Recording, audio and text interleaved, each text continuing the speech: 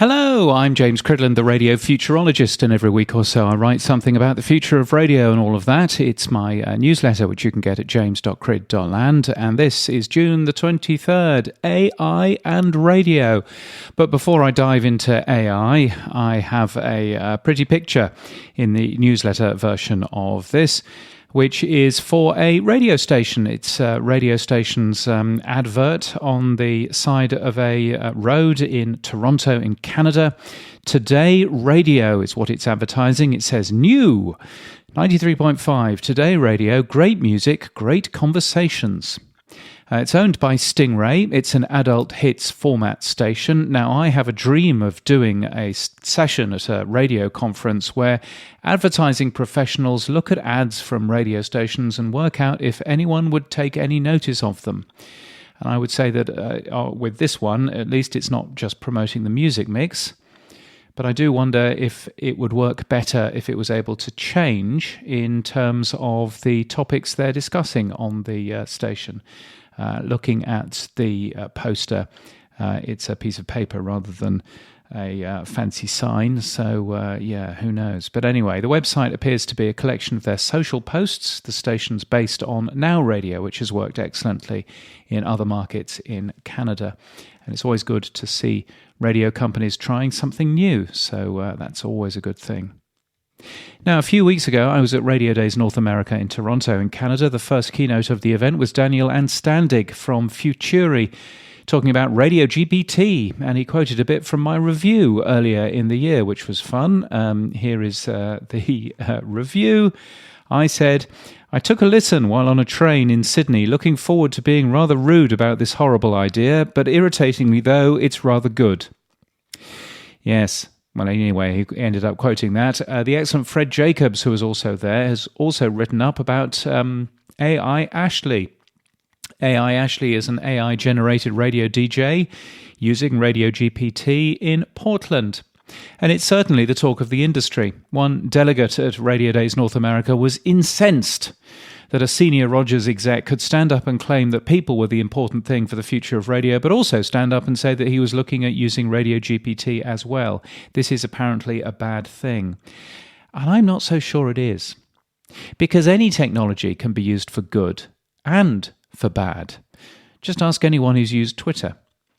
When I started in radio, all the talk was about how music was beginning to be scheduled by computer and how this was a bad thing. Then we moved from DJs playing audios from carts and vinyl and CDs to just hitting the next button on a playout system.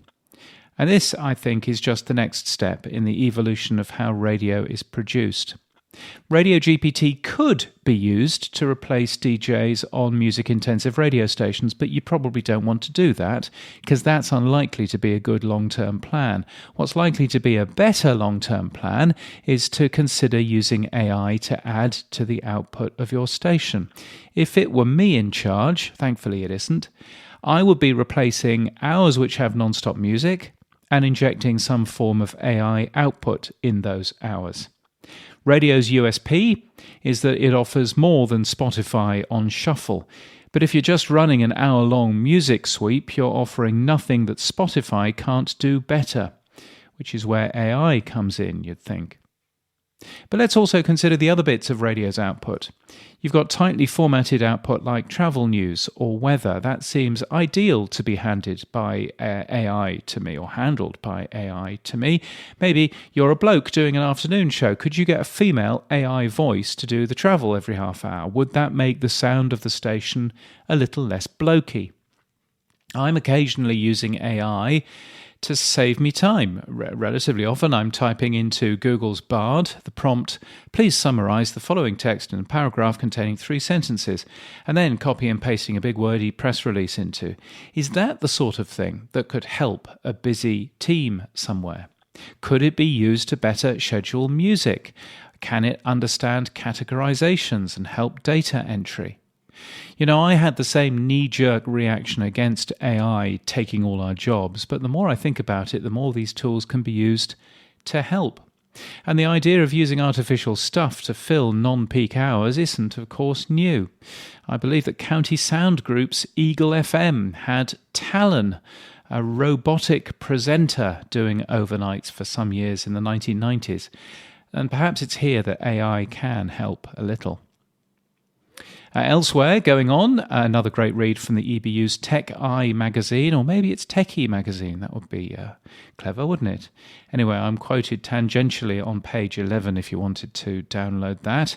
There's a link in the show notes.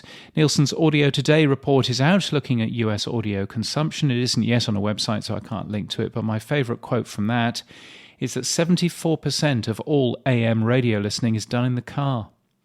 No wonder they were upset. 74% of all AM radio listening is done in the car. Radio Centre has a new look and a new logo. They've killed Pac-Man, in case you cared. Duncan Newmarch is stuck in the 80s. Linking to this, it's great for fans of 1980s radio. There's some very nice production in there, although it is quite dated, but I think that's the point. So worth a listen. Good to see updates to a tool for FM RDS and DAB, DLS and even HD radio from Media Realm. They're one of the supporters of this podcast, so I suppose I better keep a closer eye on what they're doing. Some positive data as well about radio and audio in Canada as well to take a look at. Again, linked from the show notes. And Spotify cancelled Meghan Markle, you might have heard. The ABC in Australia has all the best industry commentators talking about that, and I linked to that too. Thank you to Clyde Broadcast, to Richard Hilson, James Masterton, Brunn Audio Consulting, Soma FM and Media Realms radio websites. If you'd like to support my work in any way, you can buy me a coffee. You can become a member to give regularly, or you can just give a one-off coffee or 5. Buymeacoffee.com/James Cridland is where to do that. You can follow me on Mastodon too. I'm James at crid.land there. You can just search for that and you'll find me. And on Nostr, you can also just find me there as well, James at crid.land. And that would be a lovely thing. My professional website has more details about who I am and what I do and whether I can help you further as well. You'll find that at james.cridland.net. But until next time, thank you for listening and keep listening.